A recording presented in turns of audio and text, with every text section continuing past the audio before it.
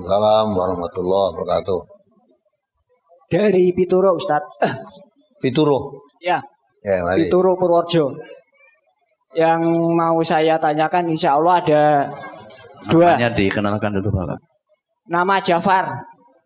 Dari Desa Drisinwetan, Kecamatan Pituro, Kabupaten Purworejo. Ya. Yang mau saya tanyakan insya Allah ada dua hal, Ustaz. Yang pertama tentang mengantarkan jenazah agar lebih cepat.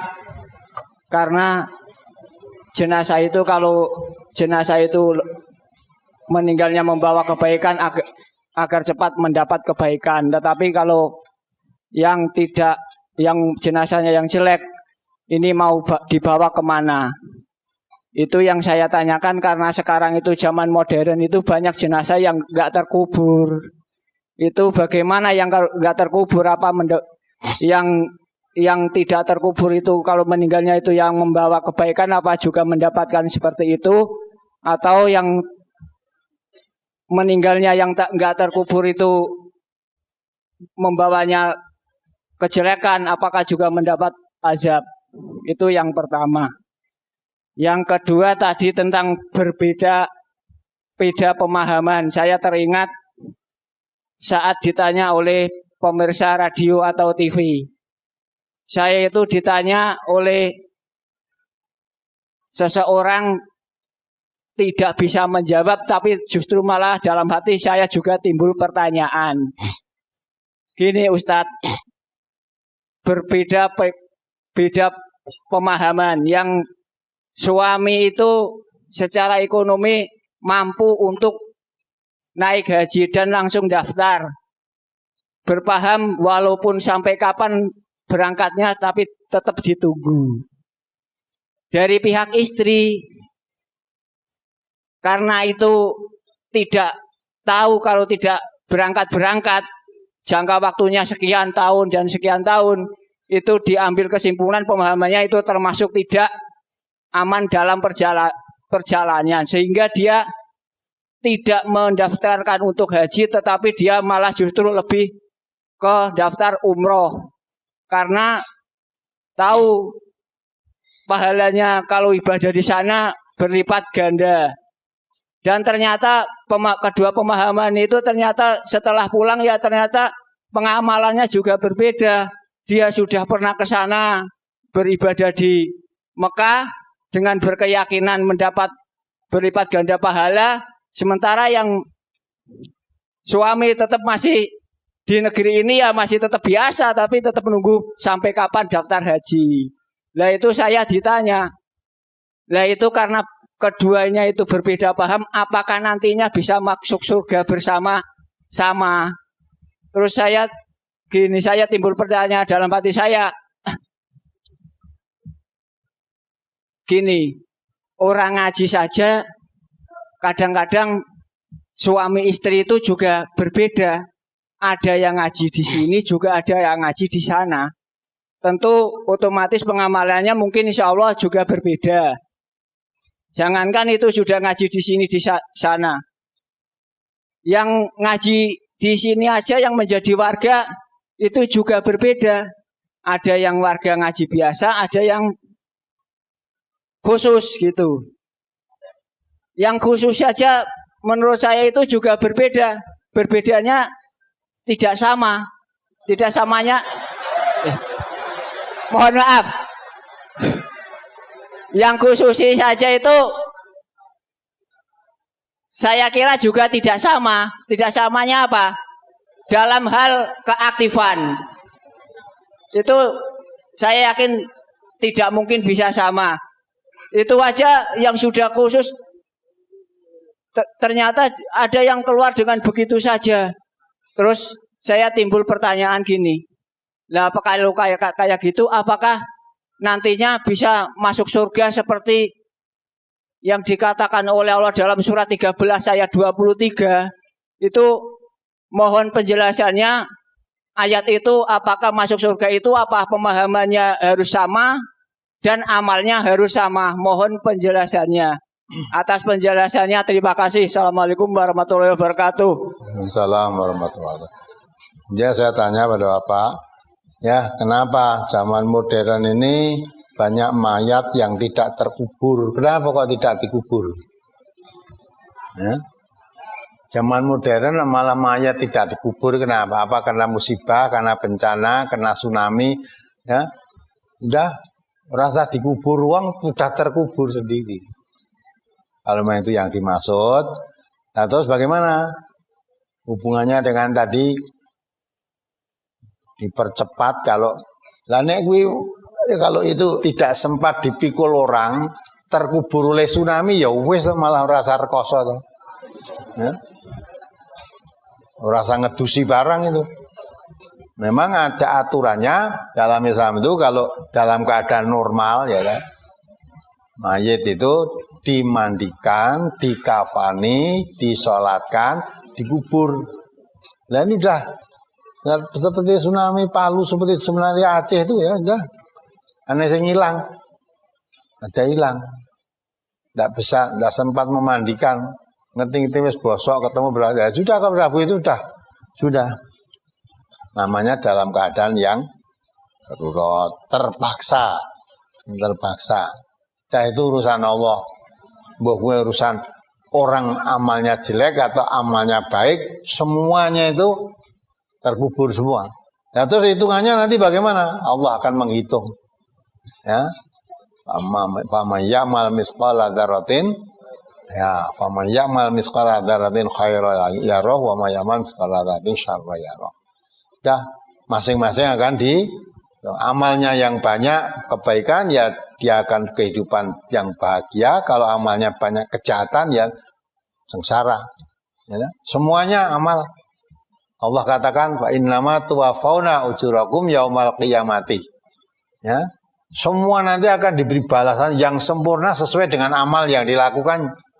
Waman zuhziha 'anil nar wa udkhilal jannata faqad faz. Wa mal hayatud dunya illa mata'ul ghurur. Ya, kalau kena tsunami yang amalnya baik ya nanti masuk surga, amalnya jelek ya masuk neraka. Bagi yang ngubur bawa cepat kendaraan itu rasa dihitung reneng. Jangan daftar sendiri kok ya. Nah terkubur sendiri. Jadi yang begitu itu lain. Laki-laki kendaraan sekarang kalau dulu cuma dibawa orang, mulai mau sing jalan kaki suruh bebas di kanan kiri kendaraan boleh. Kalau yang pakai kendaraan di belakangnya jenazah. Lah sekarang kendaraannya pakai mobil. Ya sing jalan kaki harus ngiringi mobil piye? Tinggal wae sing jalan kaki karena dan mobil situasinya lain itu. Jadi kalau yang Bapak tanyakan terkubur karena memang tidak sempat kubur, itu urusan Allah nanti. Malah rasa gowo rasa dicepetke rasanya dah wis cepet dengan sendirinya. Ya, itu yang pertama. Kemudian yang kedua, coba surat Ar-Ra'd dibaca. Surat Ar-Ra'd nomor surat 13 ayat 23. Jannatu adni yadkhulunaha wa man salaha min abaihim wa azwajihim wa dzurriyyatihim wal malaikatu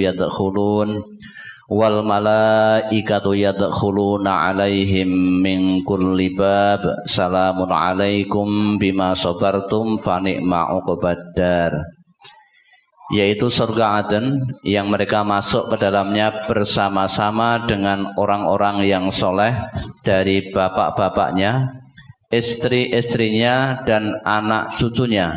Sedang malaikat masuk ke tempat-tempat mereka dari semua pintu sambil mengucapkan salamun alaikum bima sabartum, maka alangkah baiknya tempat kesudahan itu. Ya, kalau bapaknya, anaknya, cucunya, canggahnya, batu Jawa canggah, anak buyut lah gitu lah.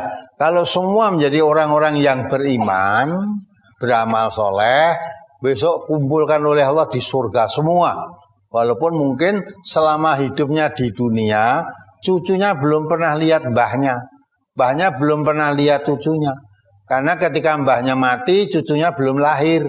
Tapi mbahnya orang yang beriman, anaknya, cucunya juga beriman, masuk surga semua kumpul di sana dipertemukan oleh Allah.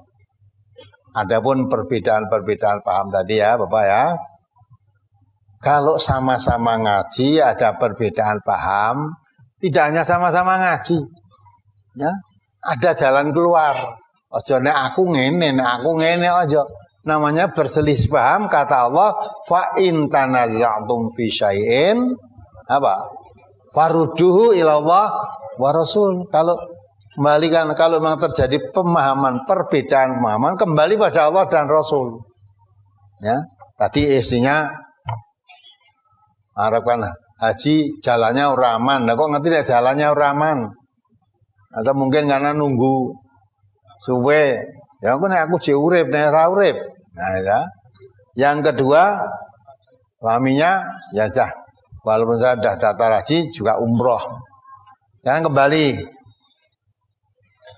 Rukun Islam itu yang wajib haji apa umroh? Haji kan. Syahadat, sholat, puasa, zakat, haji. Jadi yang haji itu wajib. Nah kalau orang-orang ibadah haji pasti melakukan ibadah umroh. Tapi kalau sudah umroh belum tentu haji, maka sekalipun sudah umroh, hajinya tidak hilang kewajibannya, masih wajib haji. Ya, masih wajib haji. Nah, maka itulah mungkin bapaknya tadi daftar haji aja. Lah perkara nanti ngenteni lama, wis kebacut daftar haji, waktunya mangkat mati. Ya, dapat ganjaran enggak dia? Dapat. Niatnya sudah haji, wis daftar wis bayar barang. Nah, niatnya haji untuk ganjaran itu. Apa ganjaran haji? Wong dulu haji itu kok. Tapi niatnya sudah haji. Ya, ada peristiwa. Mungkin Bapak masih ingat juga ya. Ada orang membunuh 100 orang. Ketika baru membunuh 99 orang, bingung dia. Dosaku sepiro. Walaupun fitrah manusia itu kan ya ada, walaupun urung Islam, ya kadang-kala ada kepercayaan terbentik. Saya sudah membunuh lah. Akhirnya ketemu orang. Cerita, saya sudah membunuh 100 orang, 99 orang. Tapi hati saya tidak tenang. Bagaimana supaya saya tenang? Apa taubat saya bisa diterima? Ya, kebetulan orang yang pertama ketemu tadi mengatakan, wah, lawang mati bunuh 1 orang aja dosa besar, apalagi 99 orang. Wah, sudah diapura kowe. Orang yang ditanya dibuabat sisan mati. Tegasnya wong sisan-sisan gitu loh. Sisan-sisan. Nah, aku ya padha ora diapura pateni genep 100. Apa dia sudah tenang? Tidak. Masih bingung. Akhirnya ketemu orang alim, paham tentang agama, tanya, bagaimana? Saya sudah membunuh 100 orang. Apa bisa taubat saya diterima? Nanti bisa. Ya. Wala tayasu marrahilah. Jangan putus asa dari Allah. Innallaha yaghfiru dzunuba jami'an. Allah mengampuni semua dosa-dosamu dengan catatan kalau kamu bertobat betul. Maka oleh orang alim tadi suruh kamu pindah dari tempatmu itu ke tempat sana, masuk satu dusun sana. Kamu bertobat di sana, ketemu orang-orang baik di sana. Nah kamu hidupnya di lembah hitam, ya, penghuninya setan-setan semua. Bagaimana kamu bisa jadi baik? Kamu pindah di satu tempat. Maka Nabi kita juga mengatakan al-jar qabla dar. Memilih lingkungan itu lebih diutamakan daripada memilih tempat tinggal. Sana saya punya tempat tinggal baik, tapi lingkungannya sangat jelek, ya, di lembah hitam. Maka kamu pindah. Kamu pindah sana, mohon ampun pada Allah, ngaji agama di sana, tanya sana banyak ulama yang bisa menjelaskan itu. Nah, akhirnya dia ikhlas berangkat untuk pindah suatu tempat yang ditunjukkan tadi. Di tengah jalan mati dia. Mati, belum sampai di tempat mati. Ya. Nah, sampai diterangkan dalam riwayat itu malaikat pencatat kebaikan dan mencatat kejelekan bertengkar itu. Bertengkar.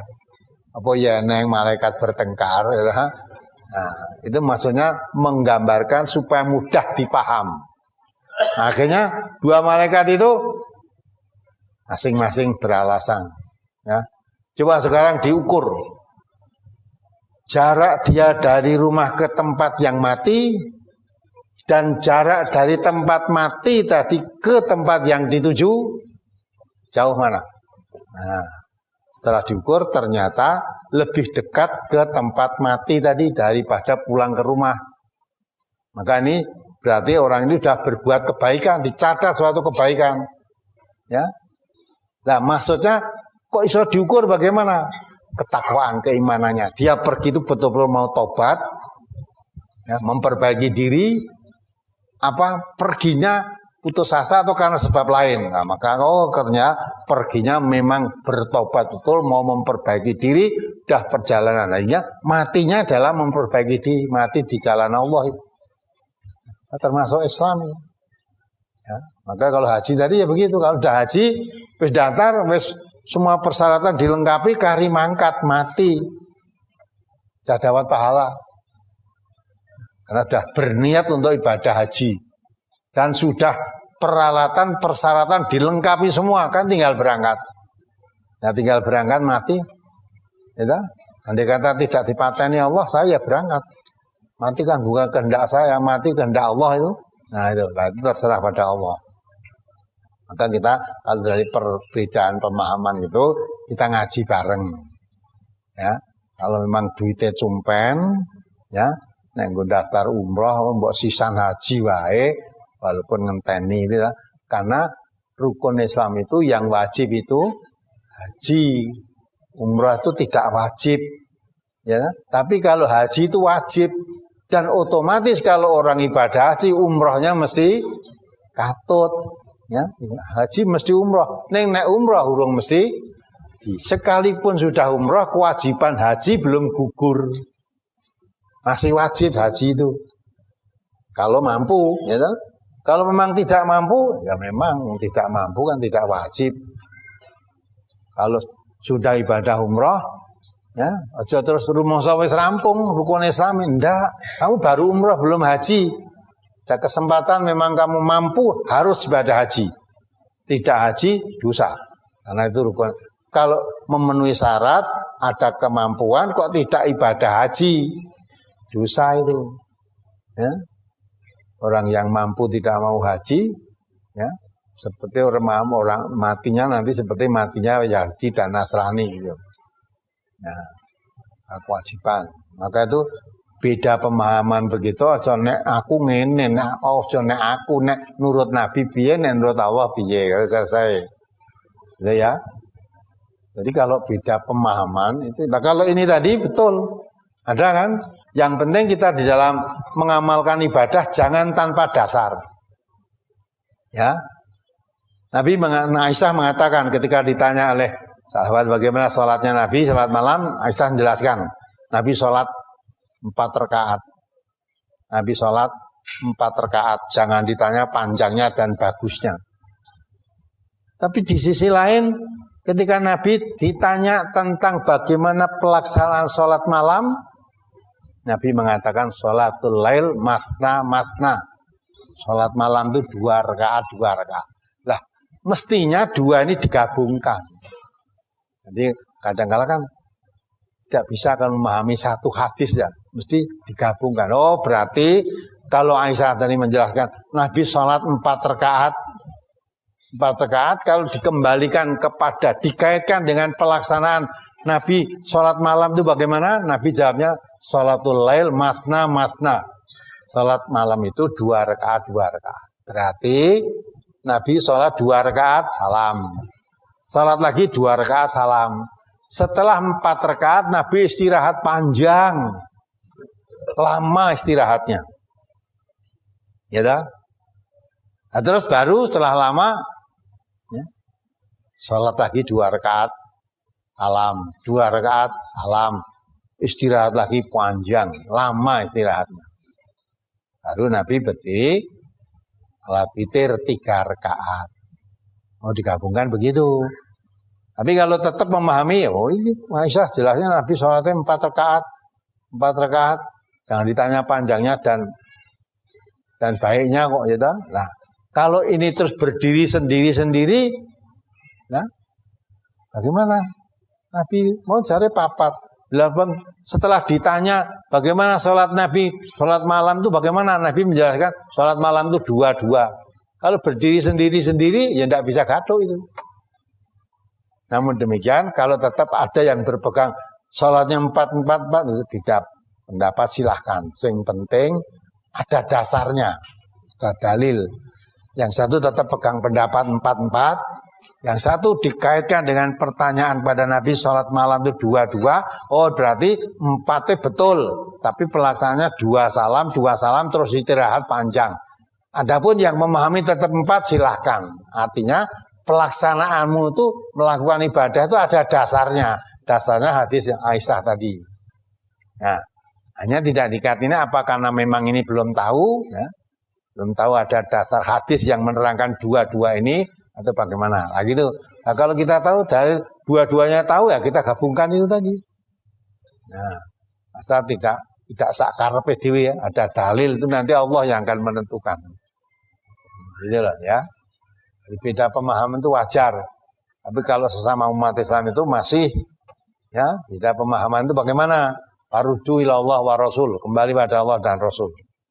Enggak, pasti ketemu kalau pada Allah dan Rasul mesti ketemu. Nah, ya mudah-mudahan bisa dipahami. Ya, umat Islam sampai sekarang kan banyak tuh perbedaan-perbedaan paham, pendapat.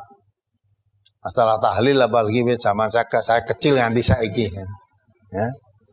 Tahlil malah ada isu MTA itu melarang orang tahlil. Sopo sing justru tahlil itu sangat dianjurkan. Ya, dianjurkan, ya, sangat dianjurkan tahlil ini. Malah orang membaca la ilaha illallah mati aja masuk surga. Jadi tahlil itu sangat dianjurkan. Di samping itu Allah juga merintah fadkurullah dzikran katsira, zikirlah kamu dengan zikir yang banyak, termasuk la ilaha illallah itu zikir kan.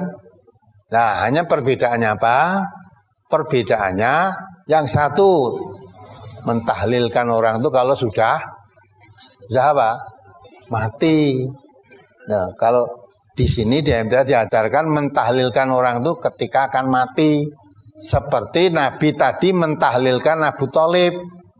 Ya, Abu Thalib sakaratul maut suruh baca. Ya paman, bacalah la ilaha illallah.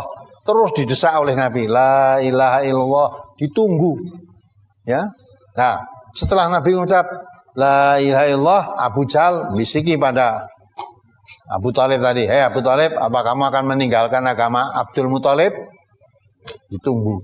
Nah, setelah ucapan terakhir Abu Thalib ngomong, ya, Abu Thalib ngomong, "Saya tetap mengikuti agama Abdul Muthalib dan tidak mau membaca la ilaha illallah sampai mati." Ya udah.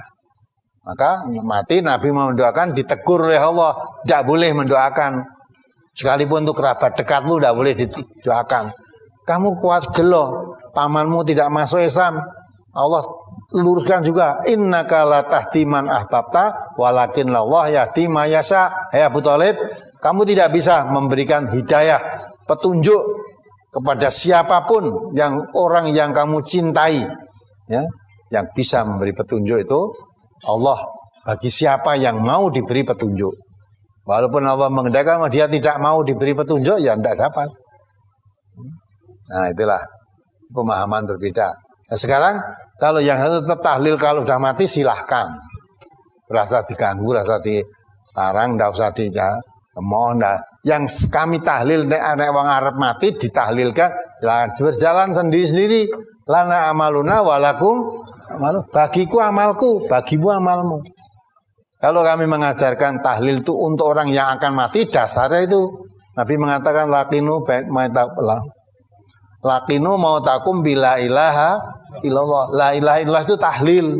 Nabi memerintahkan tahlilkanlah orang yang akan mati di antara kamu. Nek arep mati wacana tahlil. Sebab ada harapan. Nabi mengatakan mangkana akhiru kalamihi la ilaha illallah dakhalal jannah. Siapa akhir ucapannya dia baca la ilaha illallah terus mati masuk surga. Maka harapannya akan mati dibacakan tahlil itu bisa biar nanti bisa mengucap la ilaha illallah seperti Abu Thalib tadi akan mati oleh Nabi dituntun baca la ilaha illallah tapi sampai mati tetap tidak mau. Bukannya tidak bisa, tidak mau. Ya sudah, kalau tidak mau udah. Padahal pamannya itu dan Nabi, keponakannya itu Nabi. Nuntunnya aja tidak mau, tidak bisa, tidak mau menerima Abu Thalib. Lah kalau sudah mati dibacakan tahlil, suruh apa dia? Di samping itu memang kami belum mendapatkan dalil tentang itu. Ya, lah yang satu mendapat dalil kalau orang akan mati kon tahlilkan itu dalilnya itu tadi dan prakteknya Abu Thalib ditahlilkan oleh Nabi. Tapi tidak atau belum menemukan tahlil untuk orang yang sudah mati. Walaupun begitu tidak menyalahkan bagi mereka yang yakin itu silahkan. Ya, silahkan tahlil. Nek bener ya, kalau ternyata keliru ya resikonya tanggungan dewi. Ya. Nah, kita juga begitu. Kalau memang apa yang saya lakukan sebelum mati atau akan mati ditahlilkan salah, ya. Kalau buat dosa ya biar ditanggung sendiri, kalau dapat pahala ya sendiri karena man amila sholihan fali nafsihi wa man asa fa'alaiha. Siapa beramal soleh itu ya untuk dirinya sendiri, berbuat jelek ya untuk dirinya sendiri. Kenapa kita harus harus marah-marah, harus ngotot? Kamu harus seperti saya, wong nganggo nek salah sing nanggung bukan kamu. Yang nanggung saya sendiri. Kalau saya baik yang beri pahala juga bukan kamu. Yang beri pahala Allah. Demikian juga kamu. Kalau kamu salah yang mikul kamu. Wala taziru waziratun wizra ukhra.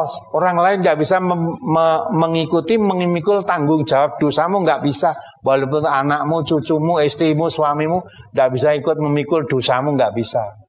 Kalau itu mendapat kebaikan, orang lain juga tidak dapat kebaikan dari kamu, diambil sendiri.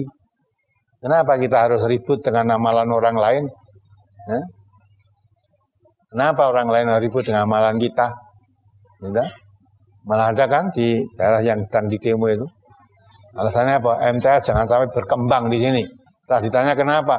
MTA ini ora gelem tahlilan nek wong mati.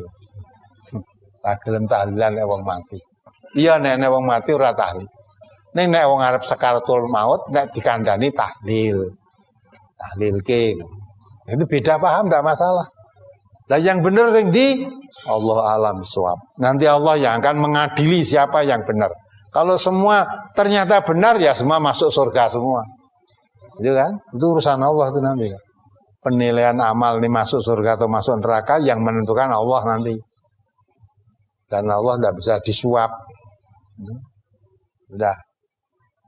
Elek ya kandak kelek, apik kandak apik walaupun wong sing layat ribuan menyaksikan. Saudara, niku tiyang saya napa pawon?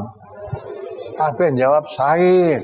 Nah, wes keluarganya senang disaksikan orang saya semua berarti dulurku masuk surga. Ya. Silahkan kamu begitu. Kalau saya tidak yakin pernyataan orang kandak itu apa itu belum tentu karena Allah tidak terpengaruh. Walaupun semua manusia mengatakan itu orang baik, Allah tidak terpengaruh. Ya, catatannya Allah jelek, walaupun kamu mengatakan baik ya tetap jelek. Sebaliknya kalau Allah mengatakan ini baik, walaupun semua mengatakan orang jelek, tidak umum, tidak bermasyarakat, tapi Allah mencatat baik-baik. Ya, maka inna sholati wa nusuki wa mahyaya wa mamati lillah dah lillah. Kalau lillah itu tidak peduli mendengar penilaian manusia. Kamu menilai baik ya silahkan, menilai jelek silahkan. Tapi saya beramal itu mengharap mendapat penilaian dari Allah.